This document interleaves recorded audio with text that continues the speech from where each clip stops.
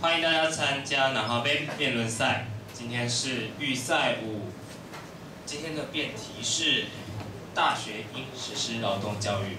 那首先为各位介绍一下辩论双方，在我右手边的是正方旅游 B 系代表队，他们的正方一辩是张仁耀同学，然后他们的正方二辩是岳廷俊同学。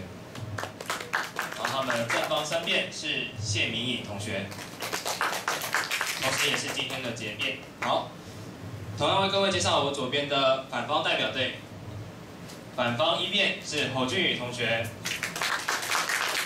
反方二辩是陈威豪同学，反方三辩是何月如同学，也是今天的结辩。同时为各位介绍今天的裁判，首先介绍。 李立国老师，接着是江美英老师，紧接着是丁维哲老师。本场辩论赛采用的是赛制是奥瑞冈333制，也就是申论3分钟，质询3分钟，结论3分钟。当时间到了的时候，2分半会响铃1声。 请示范。3分会响铃2声，3分半时会响铃3声。3声响铃后，如继续发言，将被扣分，10秒为1单位，1单位扣0.5分。在比赛开始前，双方辩士如有携带道具，请拿至台前跟裁判确认道具是否可以使用。有吗？没有吗？ OK， 好，请双方领队猜拳决定结辩的顺序，由胜方决定谁先行结辩。那就请结辩猜拳。林毅跟岳如，就直接猜拳决定。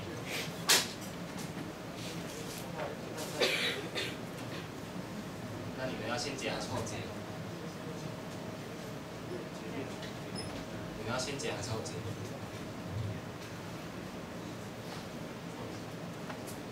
后结吗 ？OK， 那由正方后结，反方先结。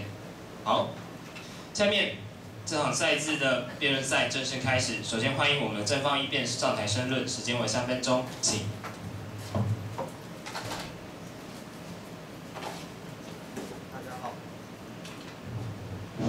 大家好，我是正方一辩张仁耀。 今天要报告的主题是大学应实施劳动教育。然后我们认为大学应实施劳动教育。我们认为劳动教育的定义就是使学生树立正确的劳动观点、好劳动的态度、热爱劳动和劳动人民，养成劳动习惯的教育是德育的内容之一。然后劳动教育。 我们认为主要的内容为树立学生正确的劳动观点，使大家懂得劳动的伟大意义。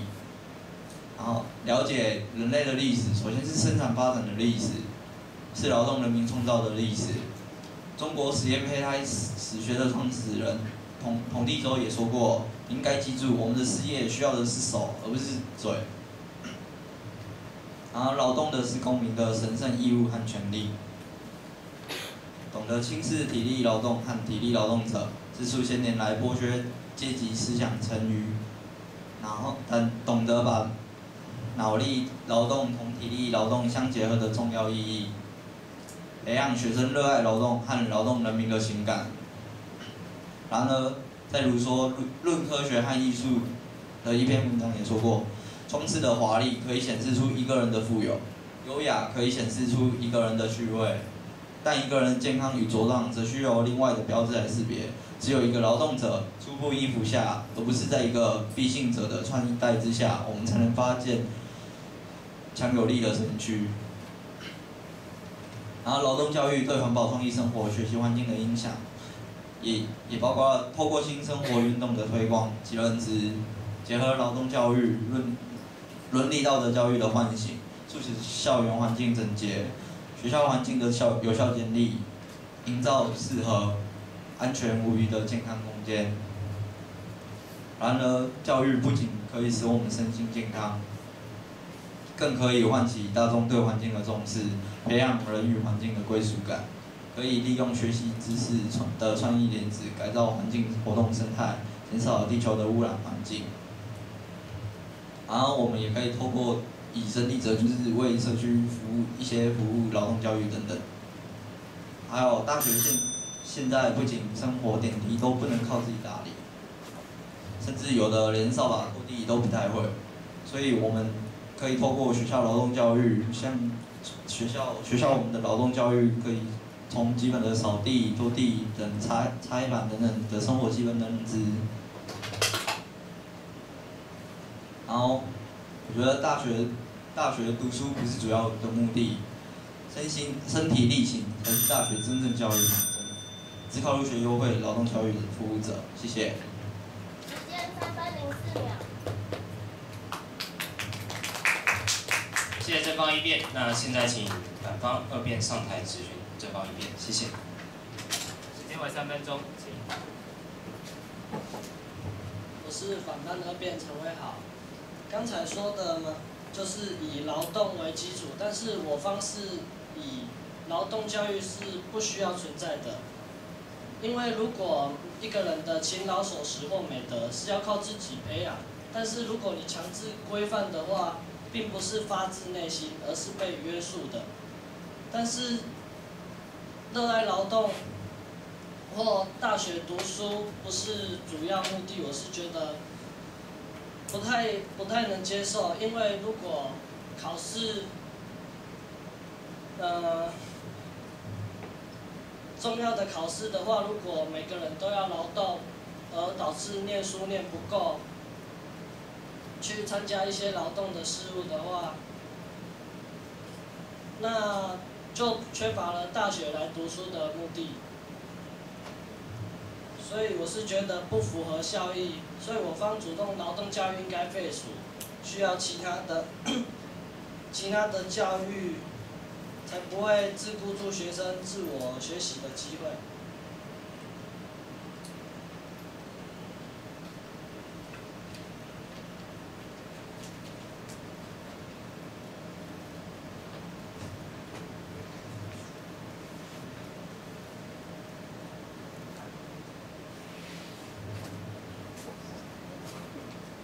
谢谢。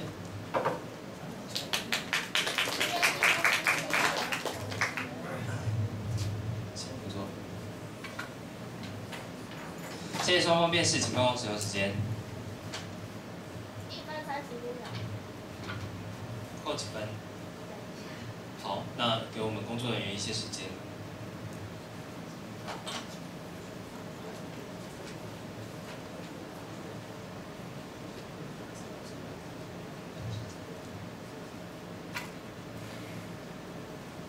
扣3分，6个单位。好，现在请反方一辩上台申论，时间为3分钟，请。我方主张的是，劳动教育是不需存在的，因为劳动教育想要给学生培养的是团队合作、勤劳守时这些美德，是必须靠自我培养的，靠规定并无成效。首先，我们来学校的主要目的是为了学习本科的主要专业知识，再者就是通识、基本等能力。然而，本校的劳动教育都是以扫地为主。从扫地中固然能学到一些东西啦，但我方认为远不及在教室学到的知识多，不符合实际效益。所以我方主动提倡劳动教育不应实施。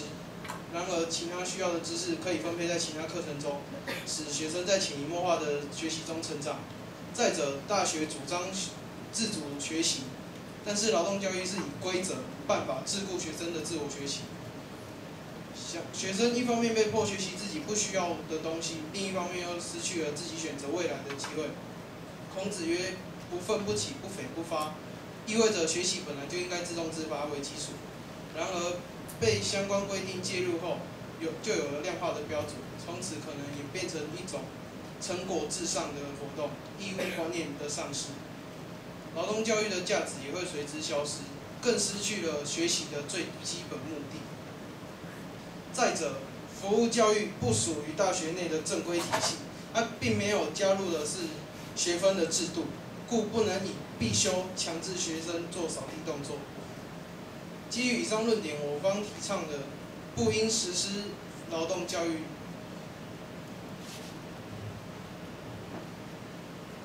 在南华里面，我们所有的服务教育有分服务学习跟劳动教育两回事。劳动教育就是我们所谓的扫地。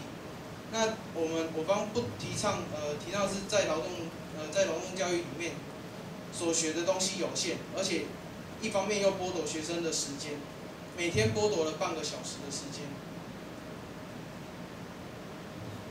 所以我方提倡不实施劳动教育。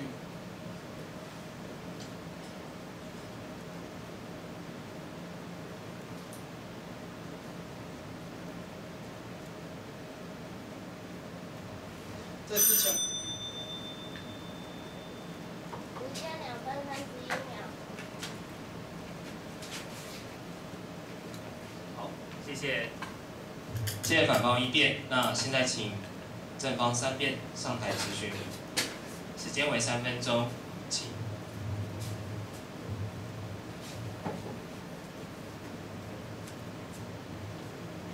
大家好，对方辩友，裁判大家好。想请问对方辩友，刚才有请问刚刚你现在是1年级吧？那应该也有实行那个劳动服的。有。那请问你平均就可能通常每次扫地的话，大概用多久的时间无法算。为什么说无法计算？太多次了。那你觉得你扫的部分的话，大概多久可以完成？以你的能力来讲。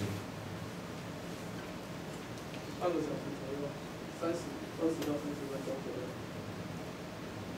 你，因为我本身是小组长，所以我大概了解，就是除了扫地、拖地、擦黑板，然后还有一些教室的整洁、捡垃圾、擦桌子等等，每个人负责的部分，其实就我对大家的观察来说，并不会太久。那为什么你会觉得需要这么久的时间？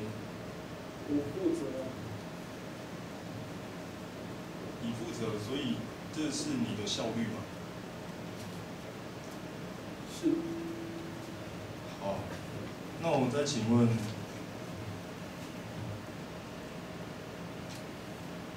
刚才你有提到，你觉得扫地占用你太多个人自我学习的时间。那么，如果假设现在我们学校不用扫地的话，那你觉得你的这些时间你会用在什么地方？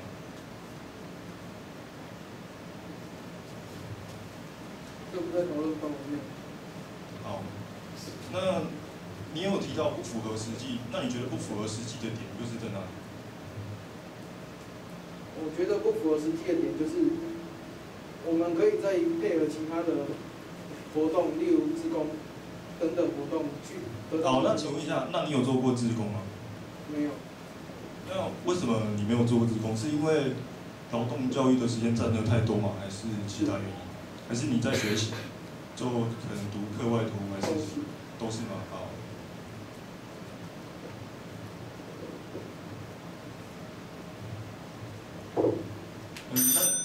那你觉得你的自我培养的能力，在短短的半小时之内会有多大的提升呢？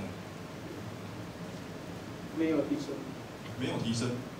那为什么你还要介意这半小时的打扫时间来那个？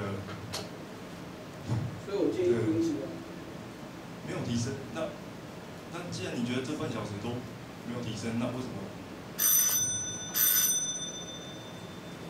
那为什么你还要借这半小时的时间来觉得没有自我提升，然后是浪费的？就是浪费的，因为学校。好，资讯到此结束，谢谢。必须。时间3分17秒。谢谢非双方辩士。接着，请正方二辩上台申论，时间为3分钟，请。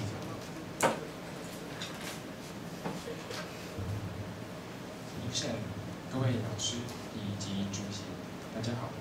那么，我方提倡是大学应实施劳动教育。古人说：“工欲善其事，必先利其器。”学生们在一个窗明几净、整齐有秩序的课室里学习，和杂乱无章、肮脏不整洁的环境比起来，学习效率绝对会倍增许多。在古代，学生一进学校，要先学会的不是识字，而是洒扫。人们希望学生在其中懂得尽己之本，学习基本处处进退。这样的用心也可落实在当代的学校教育中。由此可知，营造一个干净整洁的学习空间，打造一个舒适宜人的读书环境，是全体师生们共同努力的目标。哲学家邓子曾说：“整洁就是纪律，纪律就是效率，效率就是实力。”仔细想想，从古至今的许多前车之鉴，整洁是那样的重要。那么，我方认为大学应该推行劳动教育，对于即将出社会的我们有无限的帮助。我们可以为未来做准备，而服务教育课程的领导人亦可训练组织能力以及人力资源的管理。服务教育课程可以培养我们的热心、耐心、细心、恒心及同理心。热心使我们在社会上能帮助需要帮助的人，耐心能使我们做任何事情都能处变不惊，冷静地处理任何突发状况。细心能提高我们处理事情的完美性，恒心能使我们有运动家精神，不到最后一刻绝不放弃。而同理心能陶冶我们的内在美以及公民素养。孟子曰：“天将降大任于斯人也，必先苦其心志，劳其筋骨，饿其体肤，空乏其身，其不乱其所为。所以动心忍性，增益其所不能。”对现在的学生们而言，服务教育就是上天给我们的考验。换言之，若我们不能尽心尽力的投身于整洁中，那么在未来成功的几率就好比沧海一粟。常言道：“己所不欲，勿施于人。”每当我们清理环境时，看见满地的垃圾，应该都会有所感触。记得朱子《芝加哥言》里有句话：“黎明即起，洒扫庭除，要内外整洁。”小至家庭，大至机关，相信没有一个有效率的机关或国家是不整齐清洁的。如今绿色议题更是凸显出劳动教育的重要。记得从幼稚园开始便被教导该如何清洁环境，扫地、拖地、擦窗户等等。虽说做起来总是会有那么一点无趣，但是为了干净舒适的环境，相信每一个人都愿意尽这一份心力。无论是学校也好，甚至是地球，都需要大家去守护。而服务教育课程带给我们成长、欢乐以及不胜枚举的体悟。谢谢。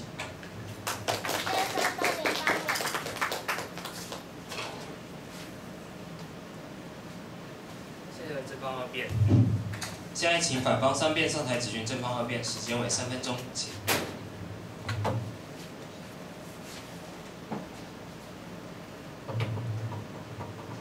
你好，我想要请问你，刚才有提到“己所不欲，勿施于人”，所以这句话的意思是说，我们应该自己做好，就不用麻烦到别人。你认为是吗？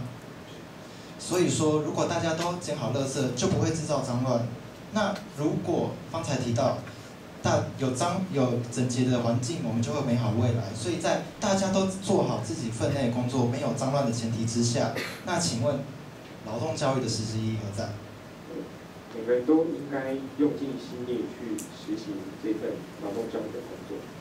不，我的意思是说，如果大家都已经让环境没有必要大家做劳动整洁的时候，那为什么会需要劳动教育呢？劳动教育在培养我们的勤奋、以及耐心、恒心、同理心、细心。刚才我们的辩友有提到，我们可以用教育的方式潜移默化，所以请问你认为教育没有办法使得同学达到热心、耐心、细心、恒心以及同理心吗？并不是。谢谢。所以您的意思是说，既然我们可以用教育的方式让学生有热心、耐心、细心、核心以及同理心，而且学校又不会脏，那第一个不需要清洁，第二个又能培养，那请问劳动教育实施意义何在？劳动教育旨在培养这方面我刚刚也说过，因为劳动教育可以培养我们的勤奋，那也可以培养我们的公民素养，陶冶我们的内心。谢谢。请问您认为劳动跟公民素养，劳动教育是唯一途径吗？并不是。所以当他的需求不在的时候，劳动教育是否也同时不需要了呢？可是在课堂上是教不到一些内在的部分。课堂上我们刚刚对方面有说过，课堂上教的是专业知识，那我们劳动教育也是第一种培养公民素养的方式。好，刚才我方面有提到通识的部分，通识的部分就跳脱于专业学科的部分，而在于内心的培养，这就是我方对于通识的定义。所以这样子我们又可以，就是如果我们已经没有这个需求，那请问劳动教育有存在的必要吗？请说明。劳动教育有一个舒适的环境，那学生们才会。不好意思，舒适的环境已经由大家己所不欲，勿施于人的好心变成舒适的环境了。所谓己所不欲，勿施于人，大家都把垃圾捡起来，没有垃圾的。大家觉得操务很脏，都擦干净了。请问还有必要？因为劳动教育，您方刚才所主张是第一个可以培养热心、耐心、细心、恒心以及同理心；第二个就是说可以维持整洁，这样子。我们已经刚才用所有的论点，就是它可以评分于教育以及自己内心主动来维持整洁。那请问你认为服务教育还有必要实施吗？服务教育一直都有必要实施。请解释。服务教育呢，有在一个舒适环境里，那学生们才会有更高的享受。好，谢谢。时间3分17秒。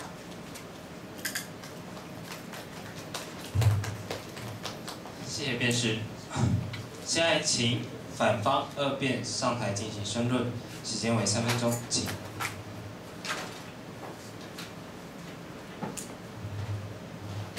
我们刚才提到的大学主张自主学习，所以劳动教育就以规则、办法桎梏住学生的自我学习的机会。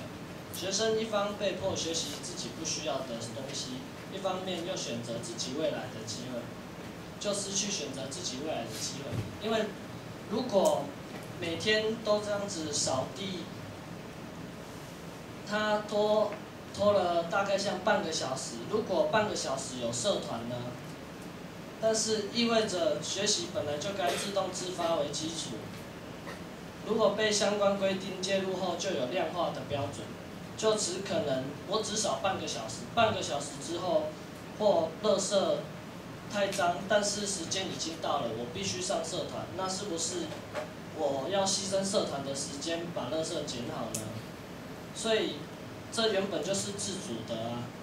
第三，看到垃圾原本就是要自动自发去消除，所以就变成了成果上活动意义观念的丧失，劳动教育的价值也随之消失，更失去了教育的基本目的。所以我方认为劳动教育是不需存在的，因为劳动教育需要配合团队的合作，跟勤劳守时的美德，靠自己培养。所以我方建议采取下列措施：主张劳动教育是没有意义的，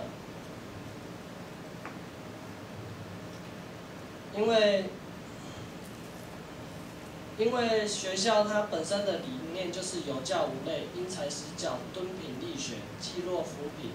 所以，如果把一些时间要培养自己的自主，把一些时间都放在校外参加志工或一些社福团体来学习自己的自主性，可能比学校的劳动教育更有意义，而且更加的有效率。但是如果学校这种强制性规范每个同学都一定要参加那个劳动教育的话，那是不是有些事情无法去代劳？所以就有令人诟病的问题，强制性。一方面可以学习如何跟社会接轨，一方面又可以替学校宣传，所以比打扫好太多了。谢谢。时间2分36秒。反方2辩。现在请正方1辩上台质询反方2辩，时间为3分钟，请。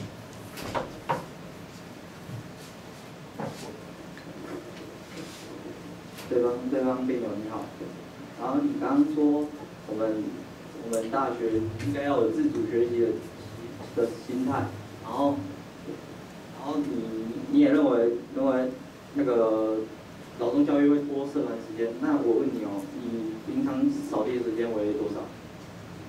扫地的时间为30分钟。那你而且依垃圾的多寡量。那你真的会扫到30分钟吗？可能会超过。那你每天都有超过吗？不一定，依学生的素养。好，然后你刚说整节要自主学习，那你要怎么学习呢？课外活动啊。那是否也包括了，就是看到垃圾也要捡起来呢？看到垃圾捡起来原本就是需要该做的美德。那现在那边有垃圾，你会去捡吗？会啊。好，谢谢。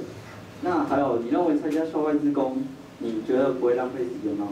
校外志工原本就是自己心里该做的，自己愿意做，所以才会去做。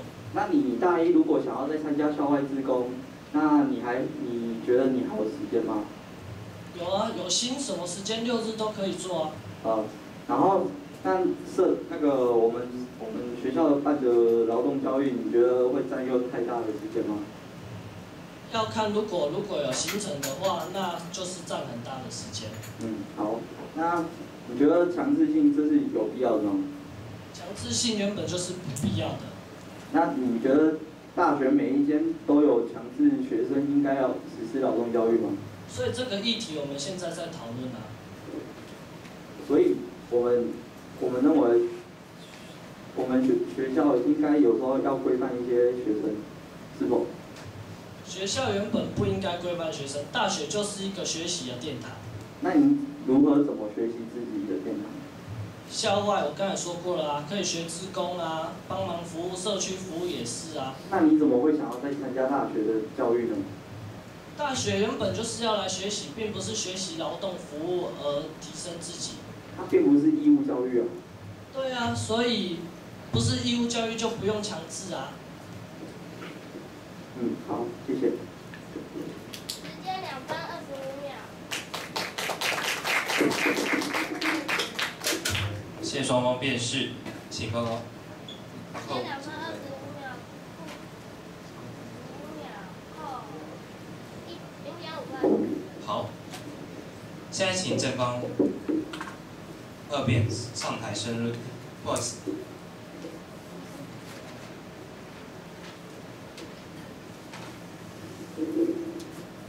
现在请反方3辩上台申论，时间为3分钟，请。正方3辩，不好意思，更正。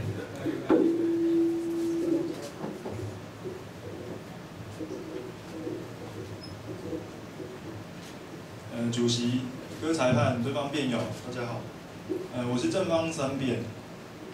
然后，我们南华大学服务教育课程的目标和目的里提到，服务教育彻底转型，大幅降低环境清洁实作比例，增加多元学习的设计，使学生体认个人与群体、社会及大自然的关系，达成培养学生团队精神、合作、勤劳、守时等美德，并增进环保意识、热心公益等教育目标。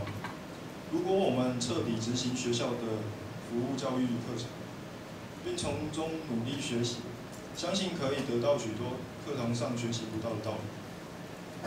而美国教育家杜威最重要的2个思想是连续性以及从实践中学习 （learning by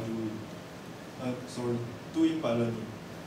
教育的连续性是指一个人如果念完一个教育阶段，或是他念完了数学第一册却不想再念下去，这代表教育是失败的，没有连续性。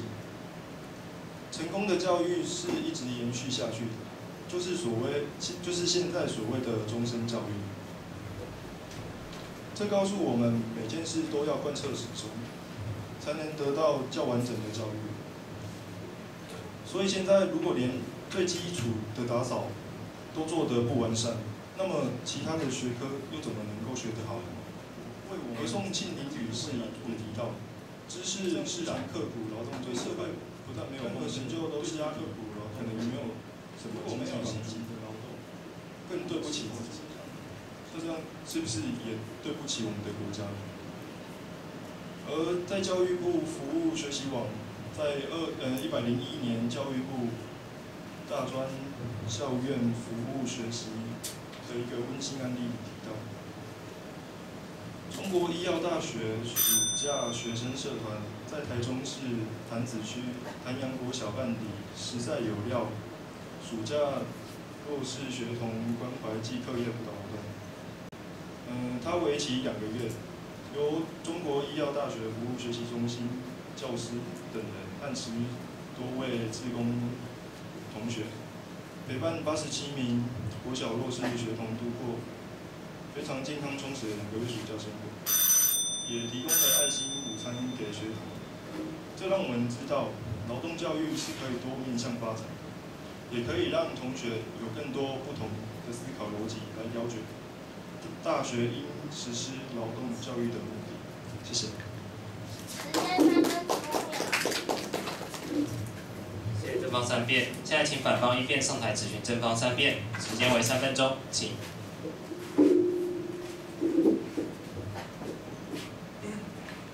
刚有提到从实践中学习，那难道我们南华的服务教育中，除了打扫以外，没有其他的实践中学习吗？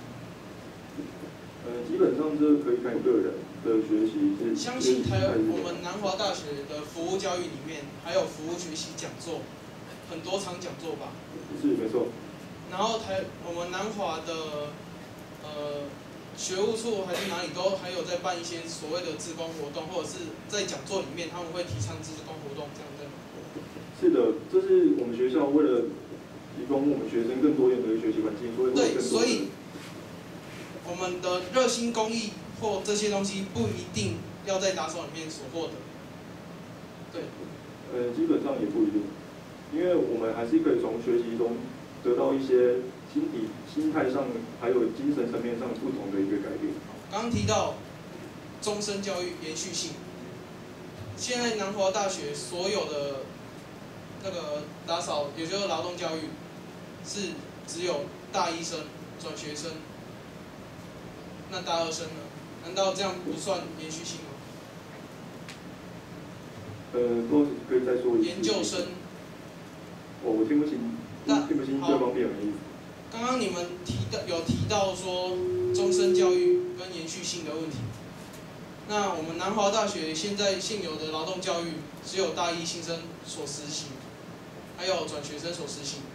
那基于延续性的话，大2生是不是也应该要打扫呢？基于延续性这个部分来说，因为其实为期1年的时间已经足够，因为毕竟大学生还是要在专业的。这样等于说就是你刚刚说的数学读了第1册不读第2册咯，因为他们只有读前半段，也是1年就够了。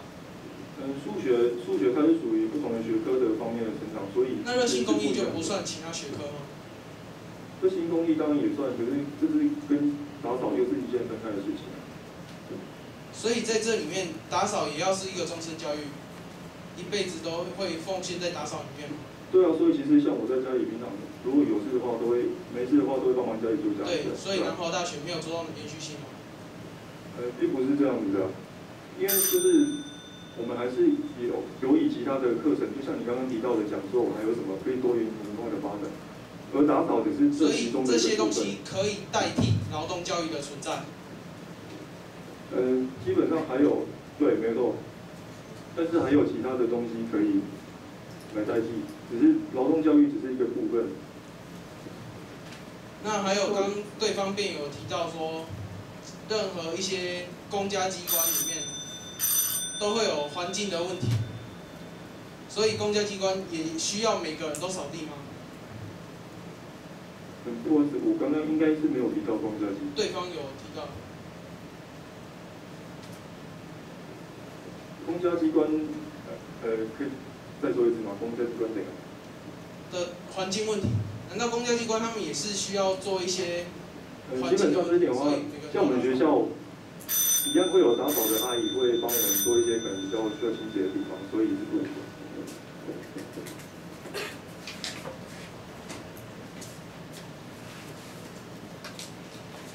时间3分33秒。好，扣几分？ 0.5。扣0.5分。OK， 现在请反方3辩上台发言时间为3分钟，请。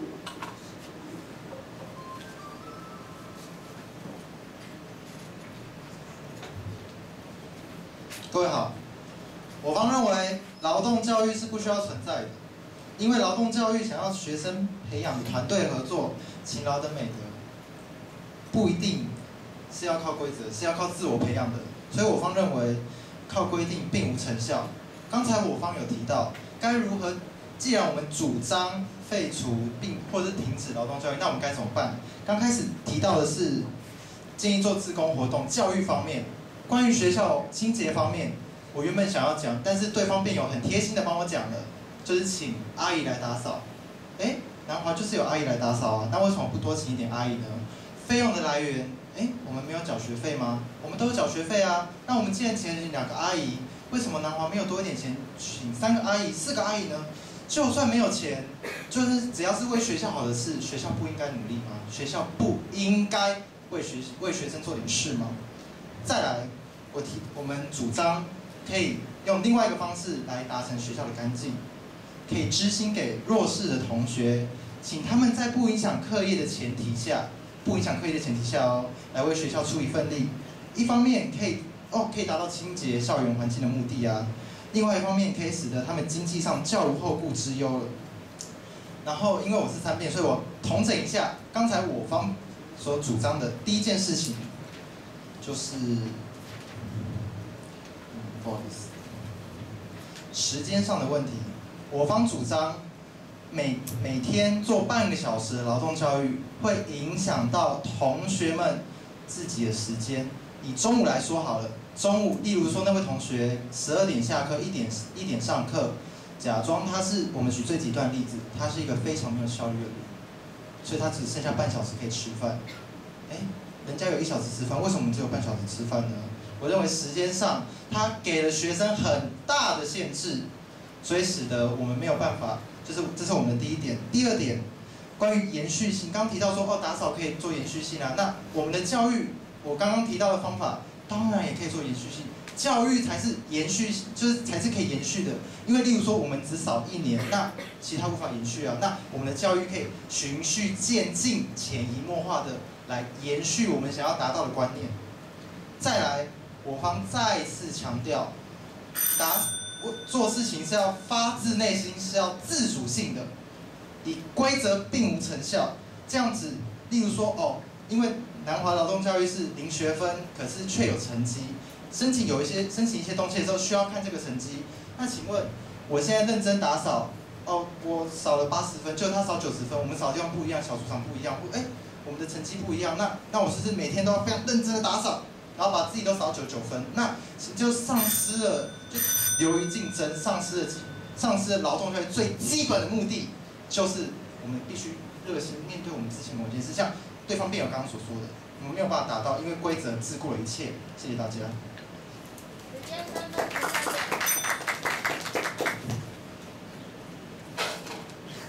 好，现在请正方2辩上台质询反方3辩，时间为3分钟，请。主席、各位同行，还有对方辩友你好。你好。我想请问对方辩友，请问您国小、国中、高中有在打扫吗？有啊。那您勤奋吗？很勤奋哦。请问您认真打扫您的区块？有啊，因为我发自内心爱我们的区块。是，那您能发自内心爱我们的劳动教育？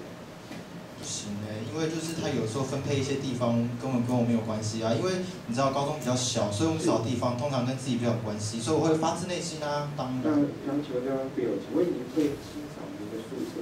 会啊。那么，刚刚对方辩友提到说不愤不起，不北不发。那我想请问一下你们不愤不起，不北不发是什么？关于这点呢，我就详细的为您说明。